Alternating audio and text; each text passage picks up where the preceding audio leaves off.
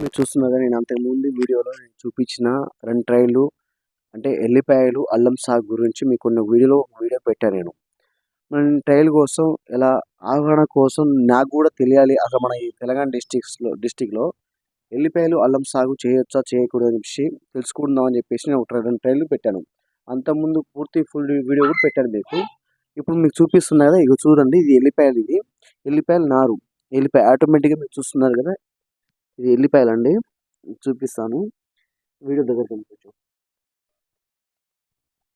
ఎల్లిపాయ వేయాలండి. చూసారు కదా మీరు ఎంత న్యాచురల్‌గా ఉందో వీడియో. ఎల్లిపాయ ఇదే ఫ్రెండ్స్ మీరు చూస్తున్నారు కదా మీరు.